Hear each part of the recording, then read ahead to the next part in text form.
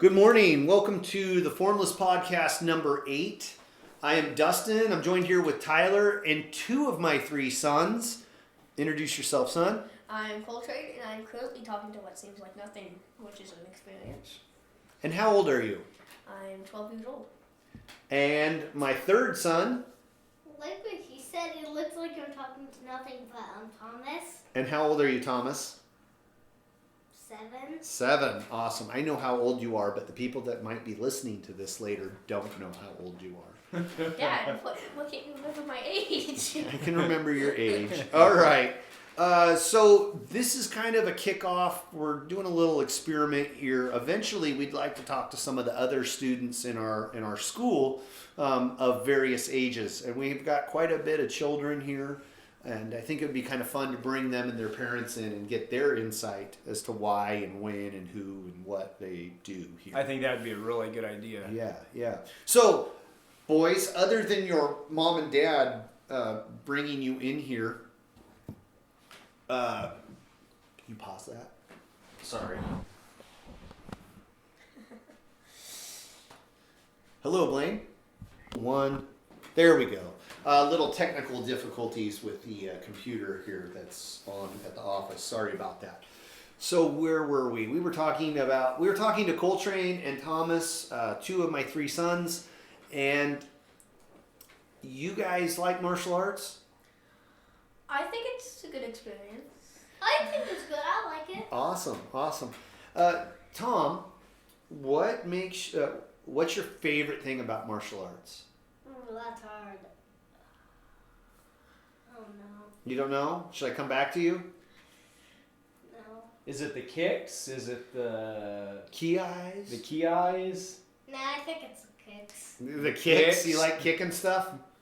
It's a good experience. It's a good experience. I like punching the board so that. Oh, you have a broken board? Yeah. Oh, so in the kids class we call it mini ninjas, and every once in a while we'll bring out some wood, balsa wood, and they can break it. They write their name on the board. It's probably the size of a standard piece of paper, and they break it. Tom, what kind of punch did you use to break that board? I did a front punch. You did a front punch, huh? Yeah. And it usually breaks in like 3 pieces, sometimes 4, and you can frame it, and it's got their name on it in this broken piece of wood. So that's pretty cool. That is pretty cool. That's a good exercise. Yeah. What about you, Cole? I don't know. Probably being able to yell without being screamed at is pretty nice. Yeah. And That's it for you? That's good. Okay. Yeah. Well, on the way down here today, we were talking about, Tom, you and I were talking about martial arts shows and video games that you like to play that have to do with martial arts. What's your favorite show that you like? Cobra Kai. Cobra Kai. How many episodes of Cobra Kai have you watched? I don't know. 1, I guess? First season? Yeah. First season? Okay. Do you like that one a lot? Yeah. Well, I think it's that's an kind of- interesting experience.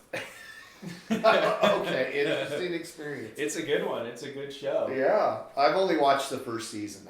I think I started the 2nd season. What's up, buddy? Now that I think about it, I do think that it's kind of cool, because now that there's a lot of people in karate, there's multiple teachers for each session, and and then I'm in the youth class, which is normally a very big class, so we normally get split up with the other teachers. Okay. And I like to see how all the teachers kind of do it differently. They do the same technique as they're supposed to, but They all have the different. they have a different pace that they teach them. They have a different way. I like that. Yeah. So who do you like to work with a lot? It depends on what I'm doing. Yeah. Okay. Yeah, that's a good observation. That's a good answer. Yeah. So what you're saying is that all the instructors teach you how to throw a front punch or like a kick, but it's a little bit different for each individual. The way they explain it or the way they teach some it. Some people will make it more intense than others. Oh, okay. Some people will go block the punch, and other people will be like, okay, ready, and they'll actually get into it and stuff. They get not intense, but not like just like we're just doing this until we have to stop.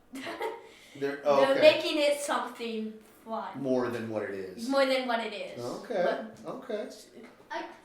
Okay, Tom. Okay, so my favorite one to work with, well, it was fun when Sensei Blue was here. Oh, you like Sensei Blue. What did Sensei Blue tell you?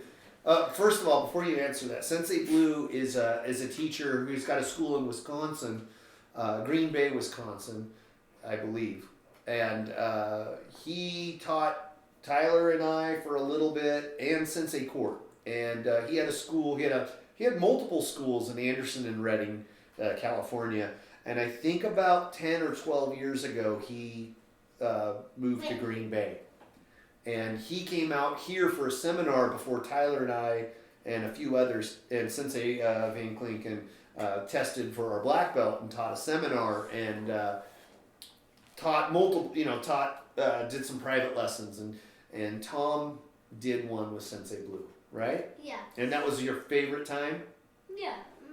What did he tell you that you always to be repeat? Smart and fast. Smart and fast. Ah, that's pretty good. That That's sounds like something Sensei Blue would say. Yeah, that's awesome. Smart and fast. Put on a t-shirt. Act fast, move fast. There you go. Act fast, think fast. Okay.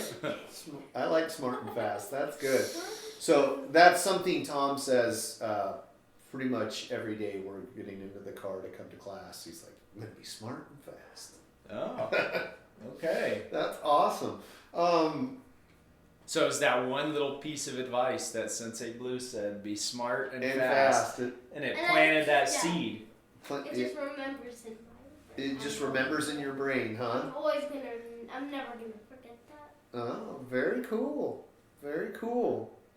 Cole, did you do a seminar with Sensei Blue? Or did you do a class with Sensei Blue? I have, but that wasn't it. It wasn't that time. That was a long time ago, and I was like a little bit older than Tom, like 9, I'd say. Okay. Yeah, he came out here with some of his students from Green Bay. Must have been 4 years ago, 5 years ago now? Yeah, 2016, 2017, something like before COVID. Everything's BC. AC. Before COVID, after COVID. This was before COVID. Wait a sec, I'm talking, son. Why is Bob not talking? Before COVID, he came out with his class and some of their students, and we all were here. He's been out here multiple times, but that was a good time for you. You remember that? Yeah, I really liked going to that. Yeah. When I was little, I was annoying and didn't always want to go to class, but I really liked those. Yeah, those are fun. Those are fun. I used to really like seeing you do the jumping jacks in class where you just, you would really get into them and you'd be doing jumping jacks and be going, 1, 2, 3. And you were totally into it. He was a little drill sergeant. My favorite exercise has to be, I don't know, squats. Maybe? Squats? Yeah, Squats. You like doing squats, huh? I don't know. You don't know? Do you like sparring? Oh yeah, that's fun. Yeah. Tom always wants to spar at home. He's like always dragging the gear out. Like, let's spar. Really? Yeah. Looks like I'm already beat up from last time. But what Tyler just Reminded said you of? like how I was like so like serious. It reminded me of that one military movie, something Pain or something. Oh, Major Pain. Major Pain. I love that movie. It's so funny. Like shaves the kids. He shaves all the kids' heads. It's so funny. I like when he breaks everybody's finger because they're hurting. I don't They remember get that. injured. If somebody got injured in the movie, he's like, "Let me see your pinky." He's like, this will take the pain away from you. Yeah, take the pain. You take your mind off the pain and snaps your finger. See, works like a charm. Looks like a child. They're like, I don't remember that one. It's been a long time since I've seen that movie. It's hilarious. Oh man, I've seen it. you've seen it? Awesome. How do you think, so Coltrane with training in martial arts, how do you think that's improved like your school work, or how how you are with friends, as it? Well, it can make a good conversation, I guess. And it's nice knowledge and a nice tool to have as well, like in case something went wrong, like really wrong. Yeah. I don't know. I had an experience, so like need to use it. Most people I would feel maybe don't. I don't know, but it's definitely nice to have. It also makes you feel a lot more like comfortable, I guess. Okay. I don't know. Tom, what about you? What has martial arts given you? Strength. Oh yeah, you're pretty strong. You lift I up. mean, I get you to the ground sometimes. Oh, okay. When he meets with sparring, he doesn't with He sparring. beats on me.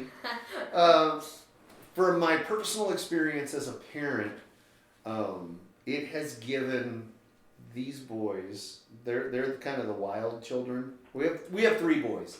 The oldest, Hunter, who we'll probably have on later sometime, he was always very reserved, very shy. Would never look anybody in the eye, hide behind us when we tried to introduce him and stuff. And he's still pretty quiet and still reserved, but he'll look you in the eye and he'll hold a conversation, shake your hand, that sort of thing. These 2 were never afraid of anybody. They would talk to anyone. We would be in the grocery store. They'd just start talking to you. If you made eye contact, you were dead meat. They would just start, they would start talking to you. And they were wild, feral children. You know, just running all over the place. Lots of energy, lots of exuberance. This channeled some of that. It didn't change who they were. They're still who they are, but like kind of brought them some focus and some, like, they can bottle that up if they need to. They can control that, you know. You don't have to raise your hands. Okay. Okay. I knew this though.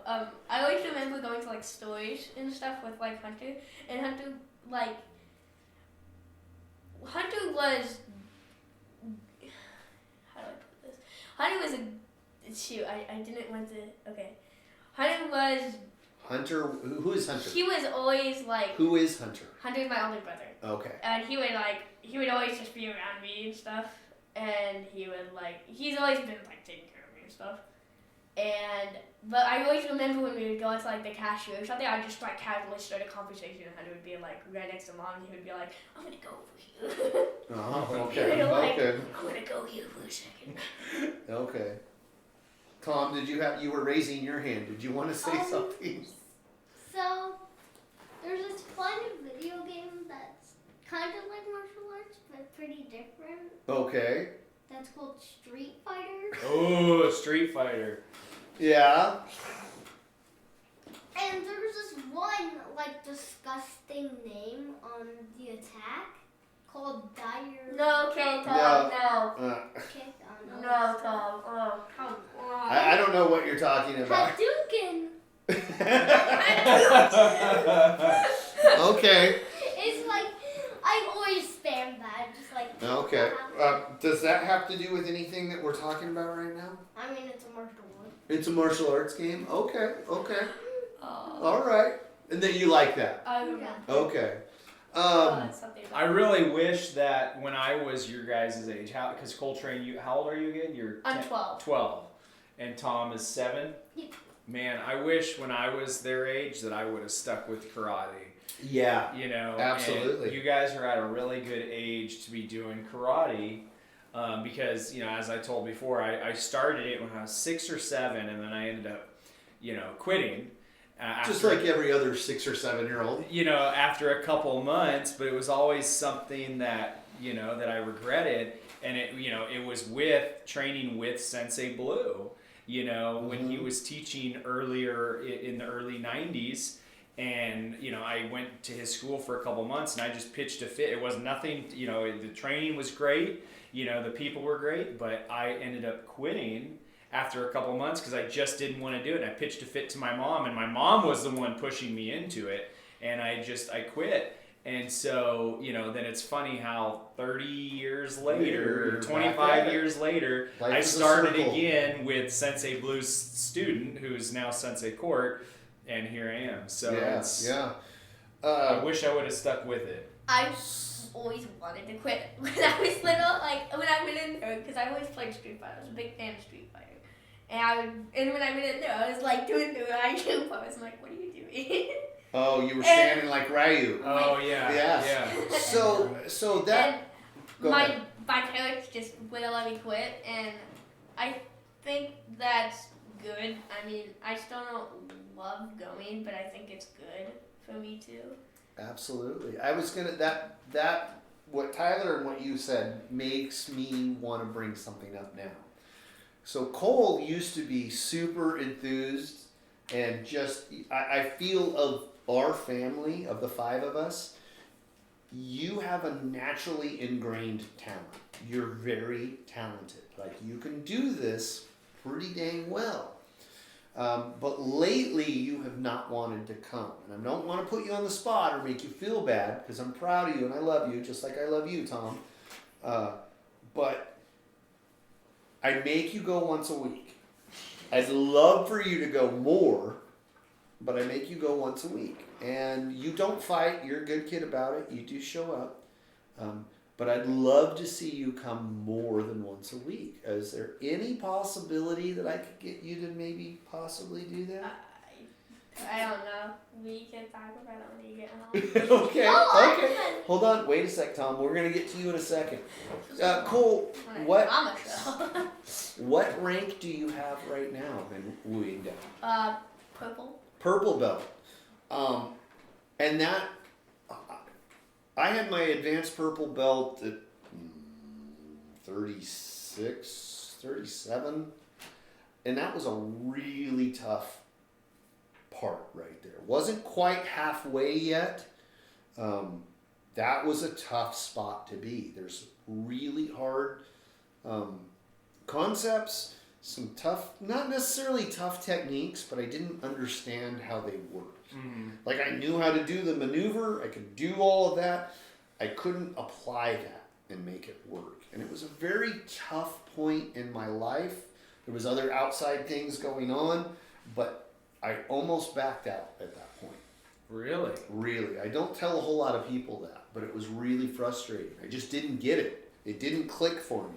And I was trying to force this square peg in a round hole. And I was like, you know what? I'm just going to pass the test, do the stuff, pass the test, and I'm never doing this again. I'll forget about it. Well, I found out really quickly that that's not how it works, and that those things are important, and I had to make them work. I figured out how to do that.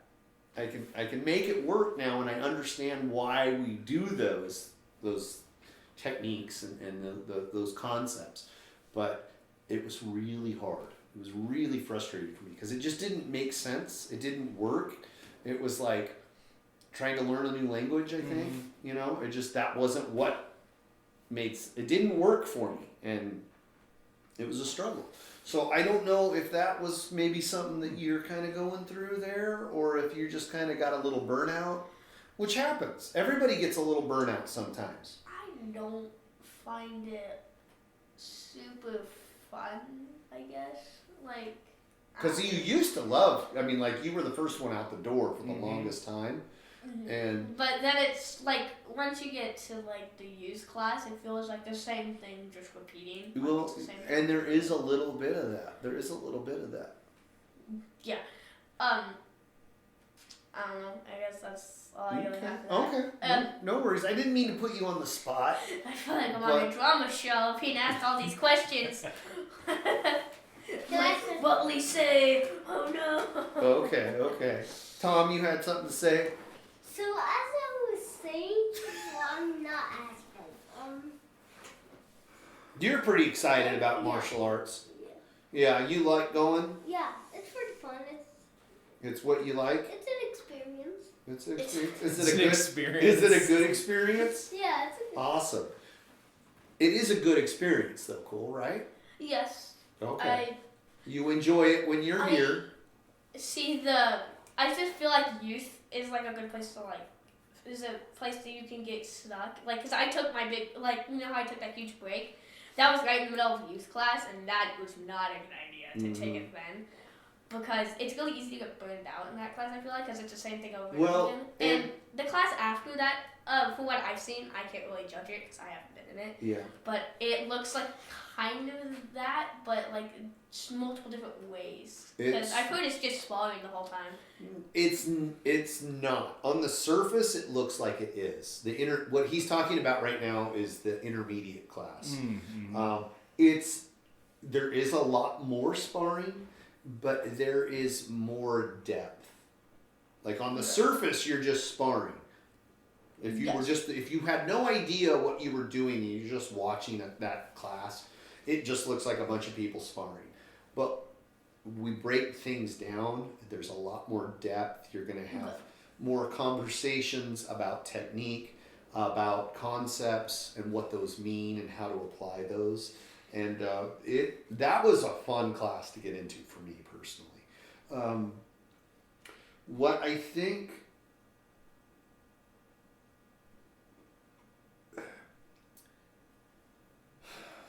that's a good subject to talk about. Yeah.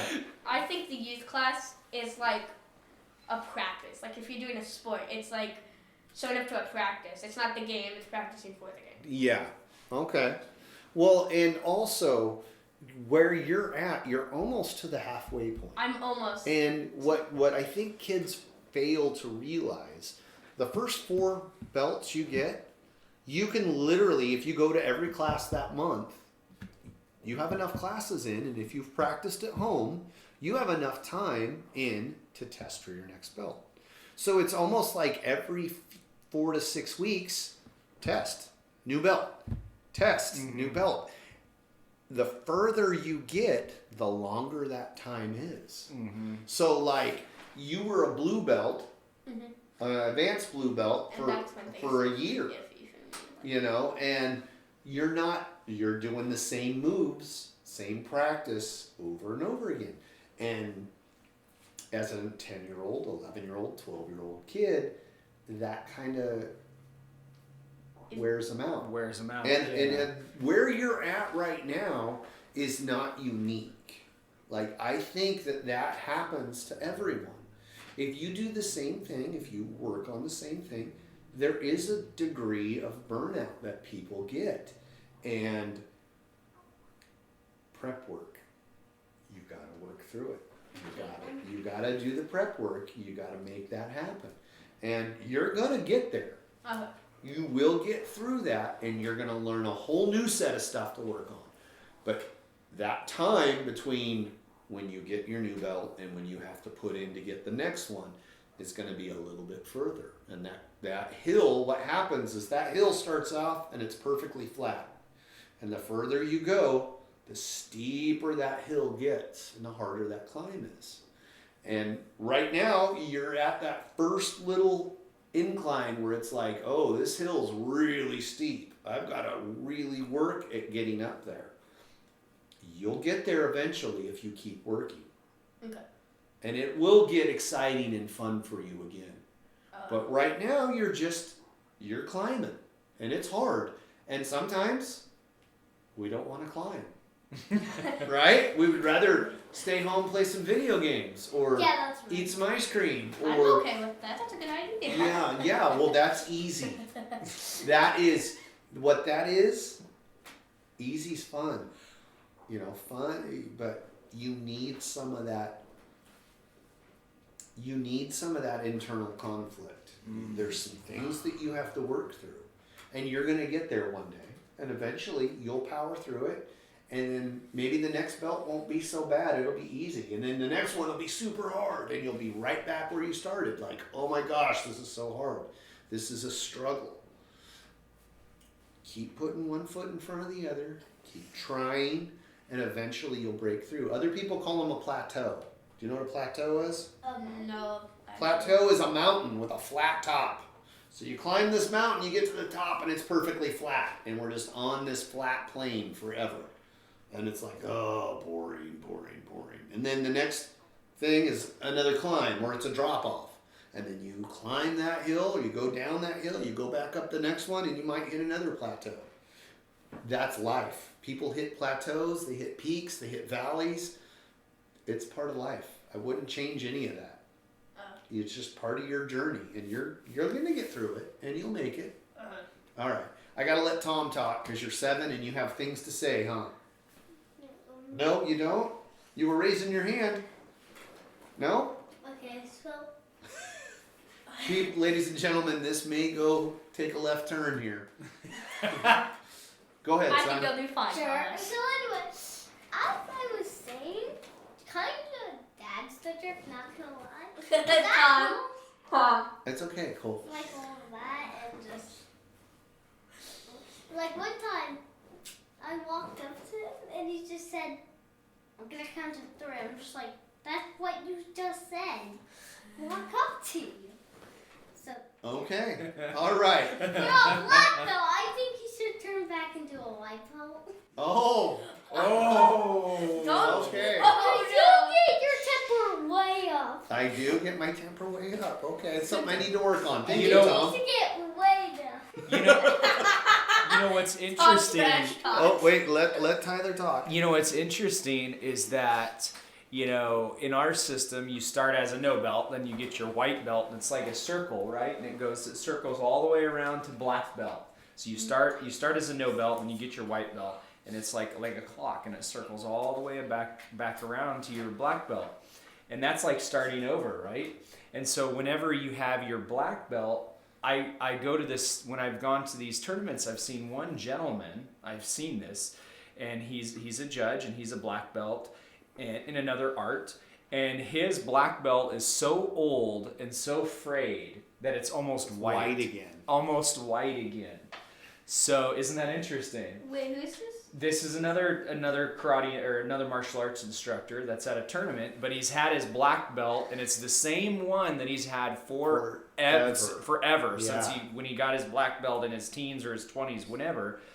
But it's more of a white belt than it is a black belt, and so that's a very interesting thing. I've also heard it said that as a black belt, you need to have the speed and unpredictability of a white belt, but you need to have the timing and precision of a black belt.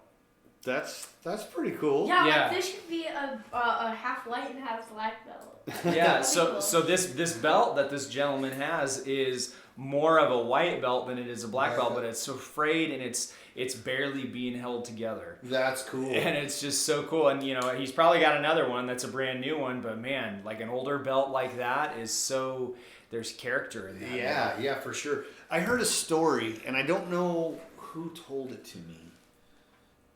It might have been Sensei Blue. I was a kid.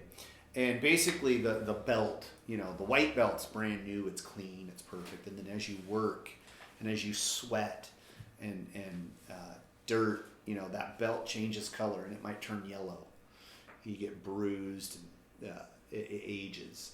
And then as you keep training, it gets bruised and dirty and it changes color and it might be a blue belt, or that bruise turns purple, you know, and it all through, I used to know the whole thing, and then eventually it's so bruised and dirty and sweat soaked that it turns black.